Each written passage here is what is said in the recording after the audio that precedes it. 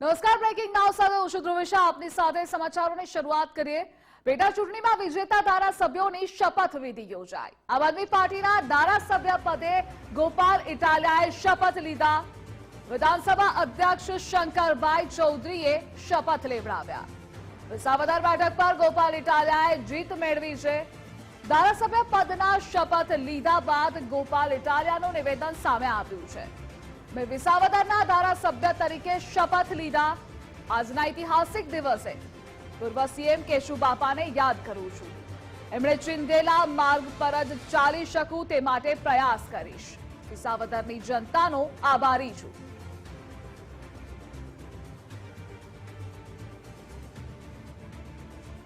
ગોપાલ ઇટાલિયાએ શપથ લીધા છે.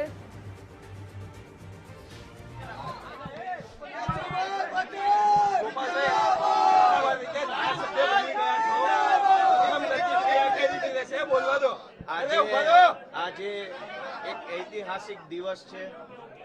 આજે ગુજરાતભરના લોકો આ ઐતિહાસિક ઘટનાક્રમને કુતૂહલતાથી, જિજ્ઞાસાથી અને ઉત્સુકતાથી જોઈ રહ્યા છે. જાણે કે ગુજરાતમાં બહુ મોટી ક્રાંતિ થઈ હોય, પરિવર્તન આવ્યું હોય, એટલા હરખ અને એટલી ઉર્જા સાથે ગુજરાતભરના લોકો આજના કાર્યક્રમને જોઈ રહ્યા છે. એટલા માટે આજનો દિવસ અત્યંત ઐતિહાસિક દિવસ છે.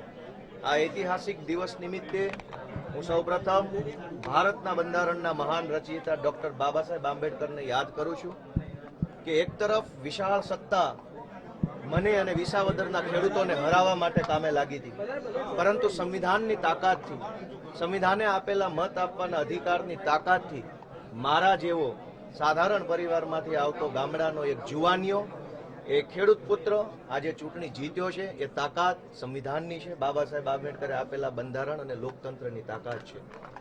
હું વિસાવદર, ભેસાણ અને જુનાગઢ ગ્રામ્ય મત વિસ્તારના ધારાસભ્ય તરીકે આજે શપથ લીધા છે. ત્યારે ગુજરાતના પનોતા પુત્ર, ધરતીપુત્ર, ખેડૂત પુત્ર, ખેડૂતોના મસીહા સ્વર્ગસ્થ કેશુબાપા પટેલને આજે હું યાદ કરું છું.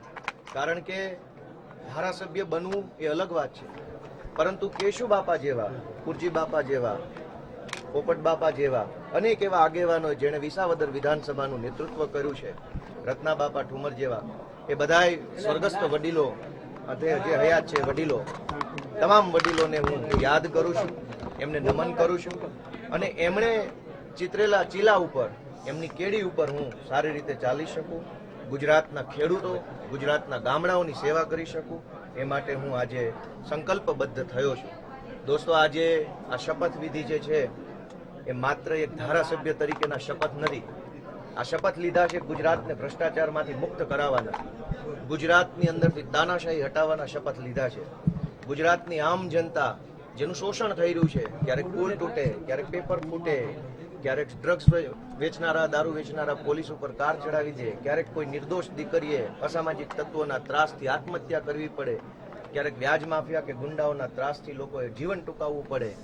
આ તમામ પરિસ્થિતિઓમાંથી ગુજરાતની જનતાને મુક્ત કરાવી અને જનતાનું શાસન આવે, સ્વરાજ આવે, ખેડૂતોનું રાજ ગુજરાતની અંદર આવે, એના શપથ મેં અને અમારી ટીમે સાથે મળીને લીધા છે. સાથીઓ, આ તબક્કે હું વિસાવદર ભેસાણની મહાન જનતાનો ખૂબ ખૂબ અને વારંવાર આભાર વ્યક્ત કરું છું કે એમણે એક મારી જેવા સાધારણ પરિવારના જુવાનિયાને કેવડી મોટી જવાબદારી સોંપી છે. આજ આખું ગુજરાત એક નવી દિશાની અંદર આગળ વધવા માટે તૈયાર થઈ રહ્યું છે. ત્યારે મારી બે વિનંતીઓ છે. ગુજરાતની જનતાને મારી એક વિનંતી છે કે પોતાનો આત્મા જગાડો. ક્યાં સુધી સહન કરીશું? ક્યાં સુધી આ બધું ચલાવી લઈશું? રોજ ઉઠીને અત્યાચારો થાય છે, અન્યાયો થાય છે, લોકો બેમોત મરે છે. ક્યાંક અગ્નિકાંડમાં લોકો બેમોત મરે છે, ક્યાંક લઠ્ઠાકાંડમાં મરે છે, ક્યાંક પુલ તૂટેને મરે છે, ક્યાંક બોટ ઊંધી વળે ને ડૂબીને આપણા દીકરાઓ મરી જાય છે. આ બધો જ અન્યાય અને અત્યાચાર આપણે શા માટે સહન કરીએ છીએ અને ક્યાં સુધી સહન કરીશું? ગુજરાતના ગામડામાંથી આવેલો એક નાનો એવો દીકરો ગોપાલ ઇટાલિયા ગુજરાતની જનતાને બે હાથ જોડીને વિનંતી કરે છે કે તમારો આત્મા જગાડો. આટલી હદે સહન કરવાની જરૂર નથી, આટલું લાચાર રહેવાની જરૂર નથી. આપણે ગાંધી અને સરદાર જેવા ક્રાંતિકારી પુરુષોની ધરતીના માણસો છીએ. લાચારી કે વિવશતા આપણને